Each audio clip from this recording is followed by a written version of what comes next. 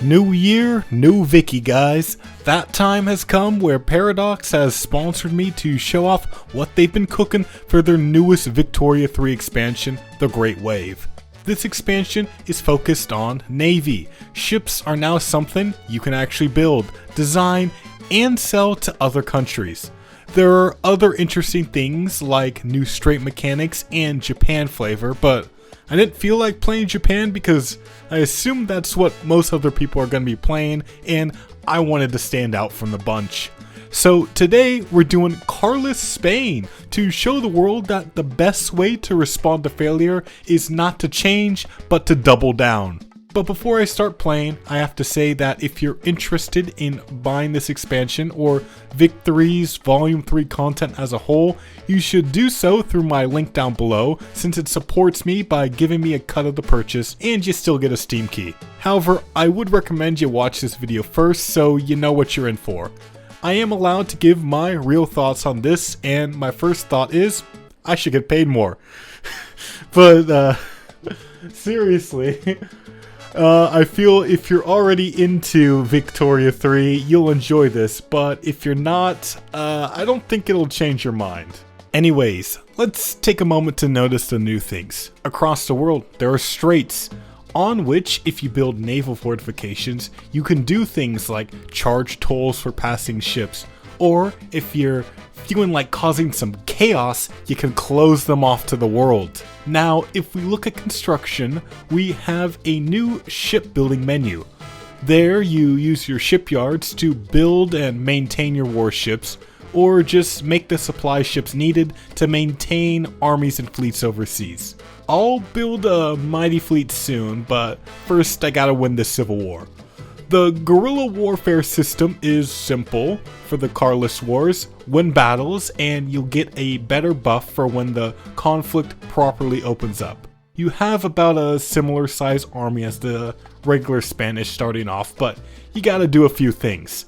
First, you gotta combine the 3 armies under the Navarra army, or else the other 2 pockets won't get supplies and starve. You'll still be able to fight from those pockets, fortunately. Then you get the enlistment efforts going, and of course you pass dedicated police to make the armed forces happy for a combat bonus. Once I get all these buffs going for me, I can start going on the attack to immediately get my ass kicked in battle because my general decided not to use enough troops. Well, at least on the defensive, we have some similar numbers. I should win this. Okay then. I can't say there's really much strategy here.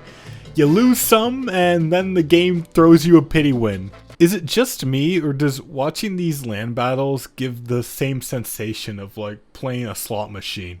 Well, just like a slot machine, you gotta put more money in to get more out of it. And to be fair, despite this blowing up my budget, it actually did help. I was racking up a good string of victories after that, but not fast enough before I started defaulting. Still, I got 9 victories, but honestly, with the default, I thought it was over for me. At that point, I was just like, alright, let's just do a final bonsai charge into Isabella's armies before I restart. However, with the bonuses we got from winning those 9 battles, they more than covered the malice from defaulting, and I just started whooping ass out there. This was unironically the mentality of Carlist High Command, and we marched our way to Madrid. On July 7th, 1839, the liberals were destroyed, and Carlist rule would be established over all of Spain under King Carlos de Bourbon-Anjou. But just because we defeated the libs doesn't mean they were gone. I mean, no one's ever really gone. With this journal entry, we needed to suppress liberalism before it rises again and tears the country apart once more. But while we do that, we're going to build our own naval fortifications on the Gibraltar Strait so we can cash in on those tolls. There is also the matter of Latin America, and here is where we get my main goal for this campaign. To rebuild Spain, we gotta rebuild the empire. So I will be undertaking the arduous task of re-establishing our order in Latin America. People may look down and side-eye Spain for not moving on and accepting our lot in the world, but once we accomplish this mission, they'll be forced to look up to us, since we're going to be at the top. Now, to expand an overseas empire, we're going to need a navy, so let's get on building one. Now in Victoria 3, you can design the ships in your fleet. It's a very simple designer, and honestly, you should probably just max out everything if you can afford it, and put on a nice modification. Then over time, your shipyards will start making the ships you queue up. Now back to the Two Spain's journal, we got the liberals on the ropes with the intelligentsia at 6% strength. But with a big boost to the church's power in my country, along with cutting government wages, they'll shrivel up into nothing soon. By the way, my naval fortification finished in Al Rif, so now I can start collecting tolls. It's good to have two nations running this straight, because now that I think about it, before I built this, I think the UK could have just been like, the pool's closed, and destroy the Mediterranean economy. Soon we got the US trying to protectorate Tuscany in Italy. I get that manifest destiny is a big thing there, but this feels like we're really stretching the meaning of sea to shining sea, guys. Russia and Austria joined against them, and that was just too much smoke for the US. At that point, I think they realized it's best to stick to the Western Hemisphere. After that, the Conservatives win the Two Spain's journal entry, and I empower the Catholic Church to be even more powerful in Spanish society. Now, in order to spread my influence, I'm gonna need a power block, so I get on that. The Mandate of Madrid is soon born as a cultural commonwealth to promote unity amongst the Latin American countries that will rejoin my embrace. However, to be able to start making moves in the region, I need to develop my strategic interest. If you don't know, strategic interests have been reworked in Victoria 3. There's now tiers for how involved you are in a region, and that affects what you can do. If you don't already have land in the area, you gain your initial involvement by sending your navy nearby on the Project Power mission, and then build it up further with treaties, subjugation, and occupation of land. It's kind of funny, while we handled our liberal problem with ease, everyone else is going through it. Springtime of the Peoples has turned Europe into a battle royale. Which lobby would you guys like to be in? We got Austria Deathmatch, Duel of the Frances, Irish Search and Destroy, and so much more. I did eventually realize that if I wanted to Reconquista in a less messy way, I would need to be a sovereign empire type of block. So then I can just subjugate these nations after I invite them in. Europe did eventually settle down. Now we got this random country called Guyenne in the middle of France. Austria is struggling with the Italians, and the Irish still fighting the good fight against the British. Both of those rebel groups would actually win their wars and eventually get their independence. I noticed that the UK stopped charging tolls by Gibraltar, so obviously I'm not going to leave money on the table. I mean, where else are the ships gonna go? There's no Suez Canal. Now, anyways, back to my empire building. I'm trying to build up my leverage in Argentina, and I thought of using the threatened naval hostilities to force some unfair stuff in there, but since my navy is so small, it doesn't really do much here, and it causes so much smoke since I'm doing it against a recognized nation. But I eventually figure out a deal that will give me a bunch of leverage on their economy. Later, I got some bad news. Somehow, liberalism has returned. These radicals are not about the absolute monarchy and want change, so I need to figure out how to get them to calm down without changing too much in society. Before I do that, I continue my economic domination of South America by taking advantage of a civil war in Colombia to get a great treaty and take over a huge part of their agricultural economy to build up their dependence on me. I did notice that the UK and US were at war, so while they were distracted, I was gonna speed up my empire building in Latin America with some more aggressive maneuvers.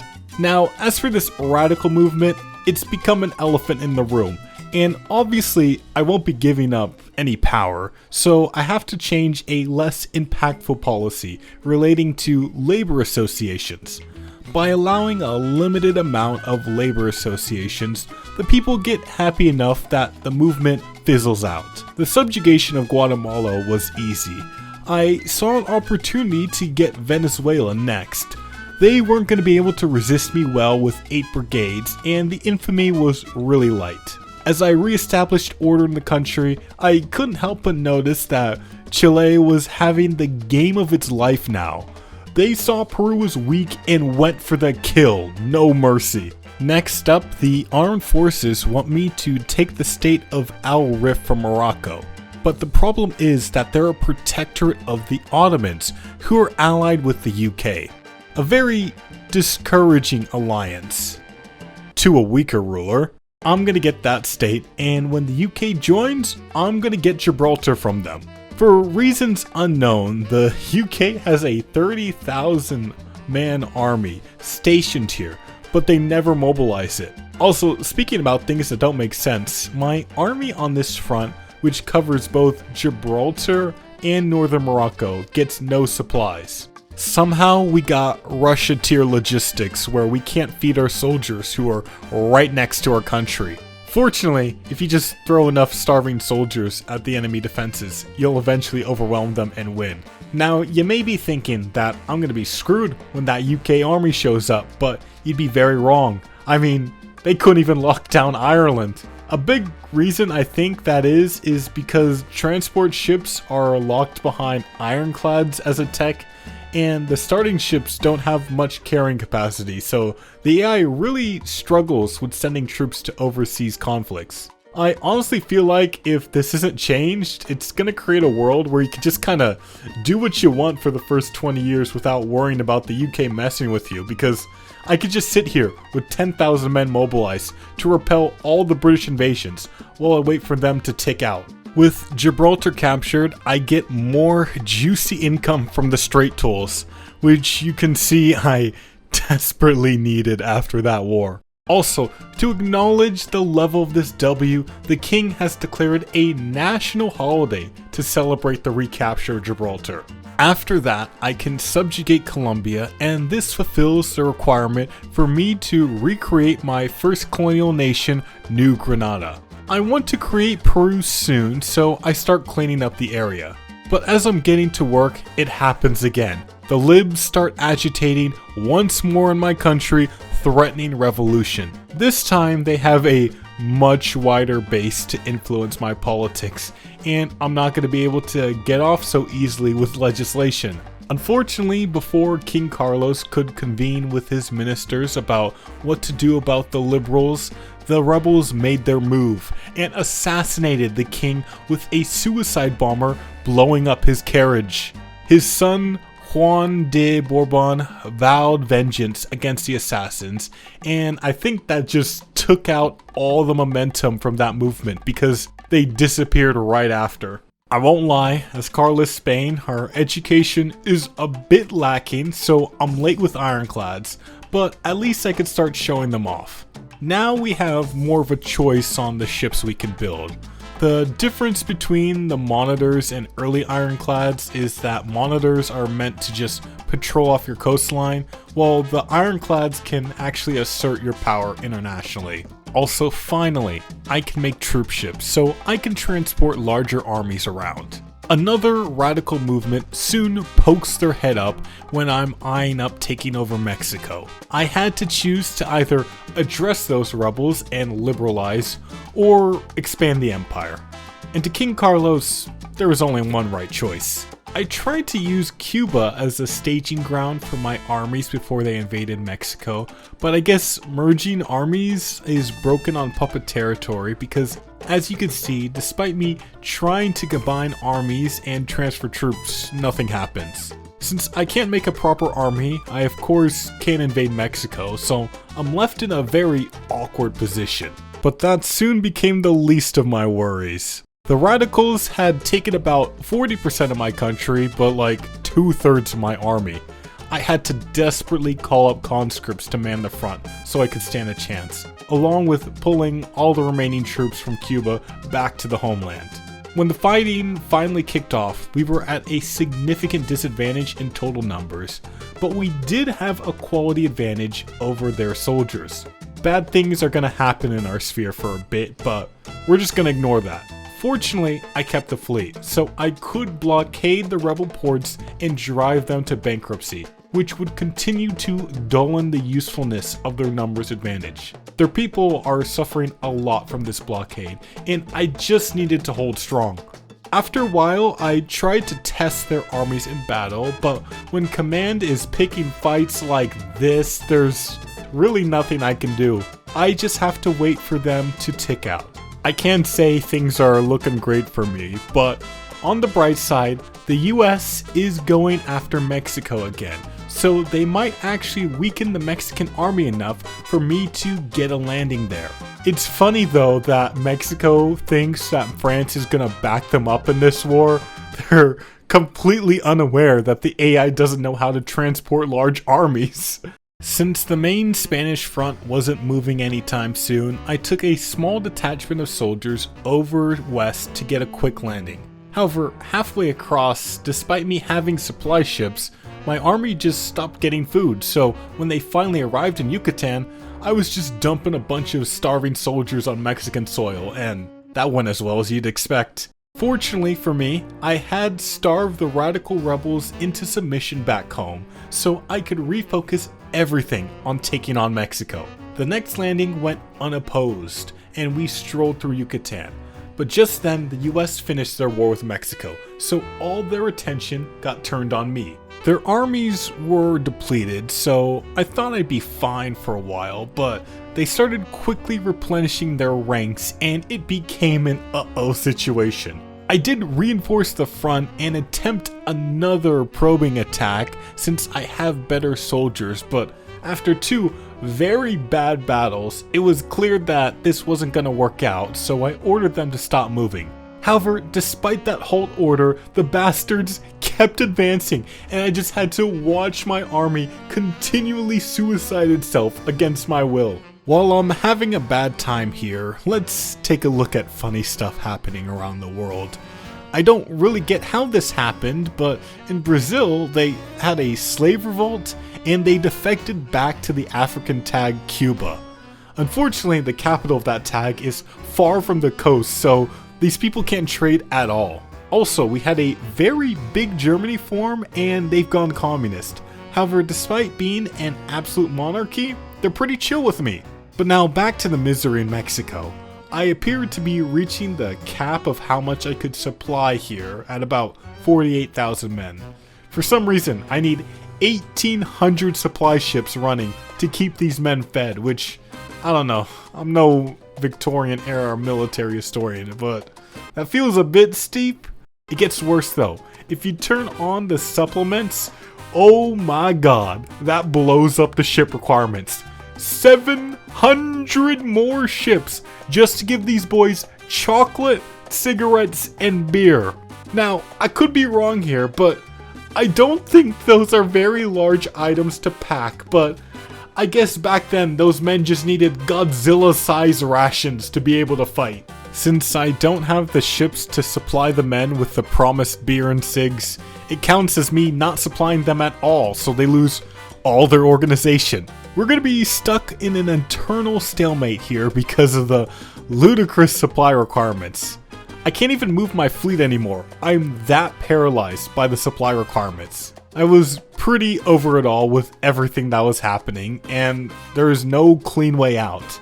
It seemed like nothing would change until the Mexican government wisely decided that they didn't want to fight their brothers anymore and joined me.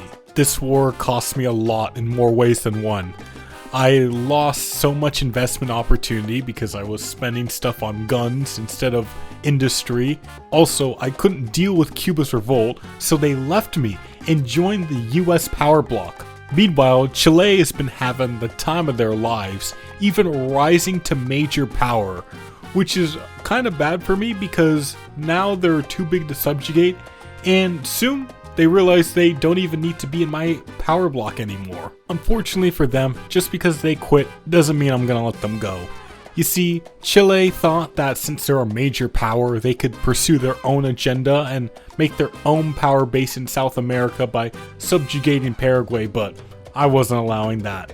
To punish their ambition, I'm gonna put them in their place by making them spit out Bolivia, and Paraguay was gonna take some land in Peru for me. Fortunately for this war, I have the 2,000 supply ships needed to transport the 200 supplies my army requires, and I'm able to easily overrun the Chilean lines. I'm not gonna lie, the end result of the peace treaty ain't pretty, but at least we put that country in its place. Cuba was next on the list, and fortunately the US here didn't believe in building a navy this game, so I knew this was a very winnable war for me. But what I didn't expect was the US to not stand behind Cuba at all, and Cuba was forced to accept my leadership without a fight. Fortunately, despite tearing Chile apart, they weren't too mad at me, and I was able to make a great deal with them to get them back in my power block. Meanwhile, I had the church in my ear telling me I should pass the secret police law, and I figured enough time had passed I should probably honor that request, but when I tried, I had a feeling I wasn't going to be king for long if I kept going down this path. The church is just going to have to take the L on this. Later on, I was able to subjugate Chile, and with their submission, I could finally remake the colonial nation of Rio de la Plata. The borders couldn't be very good because of Chile's expansion, but I guess I can tolerate it. Next up, I get Bolivia subjugated, and I can remake the colonial nation of Peru. You know, if you ignore Chile, everything looks pretty clean here. Now all that remained was to go for New Spain. The radicals are getting angry again, but you know what? When are they not? I'm just gonna continue business as usual. Before I could get New Spain done, we had a small problem with the French commune, who was trying to go after our buddy Portugal. I was so ready to take a bunch of their African land from them, but they quickly realized that a France missing a big chunk of their country isn't going to be able to take me out, so they backed down. Wait, did that end their socialist government? Builds a nation to spread a communist revolution around the world, have to spread it to one nation on their border, gives up. Okay, I need y'all to see this segment to believe it. It's actually insane how this goes. So, Cuba had a communist revolution and Havana broke off, and I'm trying to reclaim it, right? I mobilize an army and tell it to head over to the front. That fleet drops off the army in Puerto Rico. That screws me, especially since the war has just started and I needed those guys in Cuba. So once again, I tell them to go to the Cuban front. Now, let's go ahead and follow this ship route. So we're trying to land in Cuba, and the rebels take another state because I'm there, so they backtrack, but at least we got Guantanamo, so we should be going there next, and where the hell are they going? Once more, I tell them they need to go to Cuba, and the game deadass tells me it's gonna take 3 weeks to go from the Bahamas to Cuba by boat. You can actually swim that distance faster, and during that time, the rebels completely occupied the island. Fine. Okay. Well, at least I can naval invade Cuba with this army, right? I can't actually. It's stuck in purgatory. After that, I hope y'all can forgive me for ending this war through other means. So to make New Spain, I'm gonna need the Dominican Republic and for the US to hand back some Mexican land. This is a very important war, and I'm gonna need all hands on deck to fight the US Army in Mexico. I need to quickly move my armies to the Mexican front, since that is going to be the main place of conflict. So tell me why, when I assign my army to move from Cuba to Mexico, they decide to take the scenic route instead of just going directly over. And the best part about this is, after spending a whole extra 5 weeks sailing that way, they had to spend another 2 weeks crossing Mexico eastwards to actually fight on the front. 2 months that could have been spent ferrying in more troops wasted. Of course, this pretty much cost me the war, since all the other reinforcements had to take this stupid route, so my army in Mexico was just shit on due to lack of men. The supply system, also not knowing what to do, didn't help here either. 5,500 supply ships are needed to supply 50,000 men in Mexico. Things went so disastrously that I think I got encircled here. I say I think because our troops are still technically fighting on both sides of the encirclement, yet we can't get any supplies here. It really just doesn't make sense, honestly. So, I think I've had enough of Spain after that. I gave it the good old college try, but I guess it just wasn't meant to be. You know, they've been pretty quick with updates as I've been making this video, so your guys' version of the game will definitely be a lot better than what I was playing with.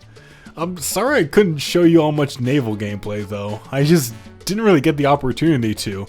I mean, obviously, I can't beat the UK fleet, and most other nations kinda neglected Navy, except for Sweden and Russia. They really locked in on this. But yeah, as you can see, the AI still ain't the greatest. I mean, I've been purposely nerfing myself being a regressive absolute monarchy, and I'm still flying high at number 2 great power. However, I will say in the moments in between things not working right or the AI being dumb, I saw glimmers of light reflecting off a fun game. It always felt like I could be doing something, and I do like the changes they've made over the last year with politics. Like I said at the beginning, if you've been enjoying Vicky 3 already, you'll likely enjoy this DLC a lot, but if you're still not messing with the game, especially because of the combat, it's still not for you. So, if you want to buy it, make sure to do it through my link down below to support my channel by giving me a cut of your purchase, and don't worry, you'll still get a Steam key. Despite what's happened this campaign, I do want to play Vicky 3 again in a few weeks or so with a good mod list or in a bow lobby, so Vicky heads, it ain't over for y'all yet. Thanks again to Paradox for sponsoring this video. Also, shout out to my alumni as well for going the extra mile to support my content. I really appreciate it. I know I mentioned CK3 being next in my last video, and it will get done, but I have to clear through some contractual obligations first. CK3 in May will happen, alright? That's all for me now. Bye-bye.